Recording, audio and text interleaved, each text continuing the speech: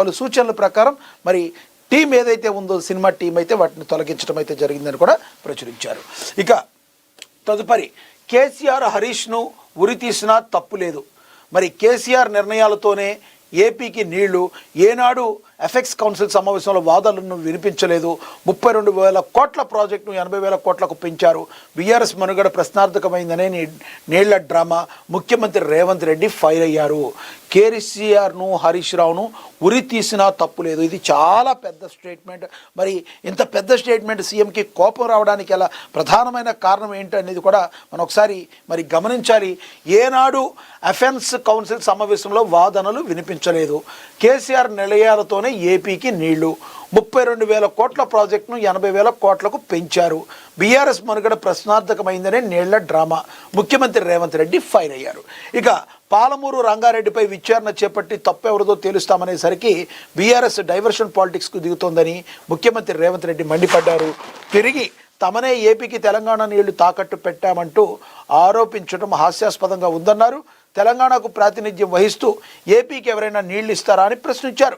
మాజీ సీఎం కిరణ్ కుమార్ రెడ్డి కంటే కేసీఆర్ హరీష్ రావు కేటీఆర్ దుర్మార్గులన్నారు. కేసీఆర్ హరీష్ రావును విరేసినా తప్పు లేదంటూ సంచలనమైన వ్యాఖ్యలు చేశారు. ఇదే తప్పు మిడిల్ ఈస్ట్ దేశాల్లో చేస్తే రాళ్లతో కొట్టి చంపేసేవాళ్ళని పేర్కొన్నారు. ఉమ్మడి పాలకుల కంటే కేసీఆరే తెలంగాణకు అన్యాయం చేశారని మండిపడ్డారు. గురువారం ప్రజాభవన్లో కృష్ణా గోదావరి బేసిన్ అంశాలపై మంత్రి ఉత్తమ్ కుమార్ రెడ్డి పవర్ పాయింట్ ప్రజెంటేషన్కు ఆయన హాజరయ్యారు. ఈ సందర్భంగా సీఎం రేవంత్ రెడ్డి మాట్లాడుతూ కృష్ణాలో 550 టీఎంసీల నీళ్లు ఇవ్వాలనే వాదనను అసలు కేసీఆర్ వినిపించనే లేదని ఆరోపించారు. నీటి వాటా కోసం అపెక్స్ కౌన్సిల్ మీటింగ్లో వాదనను వినిపించలేదని తెలిపారు. కేసీఆర్ నిర్ణయాలతో నేడు ఏపీకి ఎక్కువ నీళ్లు వెళ్తున్నాయన్నారు. జోరాల నుంచి శ్రీశైలానికి పాలమూరు మార్చడంతో నీళ్ల విషయంలో ఏపీకి కేసు వేసే అవకాశం వచ్చిందని ఆయన చెప్పారు. కేసీఆర్ తీసుకున్న నిర్ణయాలు అనాలోచిత నిర్ణయాలు ఇంతవరకు ఎప్పుడు అడగకపోవడం వలనే ఈ రోజున ఈ పరిస్థితి దాపురించిందని మరి సీఎం రేవంత్ రెడ్డి అయితే చెప్పడం అయితే జరిగింది. చాలా పెద్ద స్టేట్మెంట్. కేసీఆర్ నిర్ణయాలతోనే ఏపీకి నీళ్ళు లేవని, కేసీఆర్ను హరీష్ను ఉరి తీసినా తప్పు లేదని, మరి ఇలాంటి సంఘటనలు వేరే రాష్ట్రాల్లో ఈస్ట్ రాష్ట్రాల్లో జరుగుంటే రాళ్లతో కొట్టి చంపేసేవారని మరొక మాటను కూడా ఆయన మాట్లాడటం జరిగింది. మరి ఏది ఏమైనప్పటికీ కూడా ఈ నీళ్ల పంచాయతీ తెగబడేటట్టు ముడిపడేటట్టు లేదు.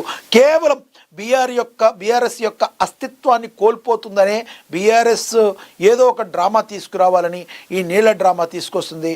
మనస వాచ కర్మణ మేము తెలంగాణ యొక్క ప్రజల యొక్క సౌభాగ్యం కోసం ప్రజల కోసం మేము పనిచేస్తున్నాం. కానీ ఈ నీళ్ల డ్రామాకు తెరలేపిన బీఆర్ఎస్ గతంలో ఎందుకు ఏమీ చేయలేకపోయిందని ప్రశ్నల వర్షాన్ని రేవంత్ రెడ్డి కురిపించారు.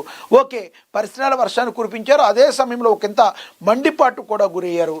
దానిలో భాగంగానే కేసీఆర్ హరీష్ రావుని ఉరి తీసినా తప్పు లేదు అనే పెద్ద స్టేట్మెంట్ అయితే మాట్లాడటం జరిగింది. మరి రానున్న రోజుల్లో మరి చినికి గాలివానగా మరి ఈ వాదనలు ప్రతివాదనలతో ఎక్కడికి వెళుతుందో తెలియదు. కానీ తెలంగాణ ప్రజల కోసం మేమైతే కట్టుబడి ఉన్నాం. నీళ్ల విషయంలో మరి అప్పటి బీఆర్ఎస్ ప్రభుత్వం చేసిన అన్యాయమే ఈరోజు మన తెలంగాణ ప్రజల పాలిట శాపంగా మారిందని ఒకంత ఆవేదన వ్యక్తం చేసిన పరిస్థితి ముఖ్యమంత్రి కేసీఆర్ మీద చేసిన పనులను ముఖ్యమంత్రి రేవంత్ రెడ్డి ఆవేదన వ్యక్తం చేసిన పరిస్థితిని అయితే మనం గమనించవచ్చు. మరి దీనికి సంబంధించి మరి కేసీఆర్ హరీష్ రావుని చెప్పేవన్నీ అసత్యాలని మంత్రి ఉత్తమ్ కుమార్ రెడ్డి చెప్పారు. అయితే కేసీఆర్ను ఉరి తీయాలంటూనే మర్యాద పాటిస్తానంటావా? నీ సీఎం నోటి నుండి టన్నుల కొద్ది అబద్ధాలు. సీఎం కామెంట్స్పై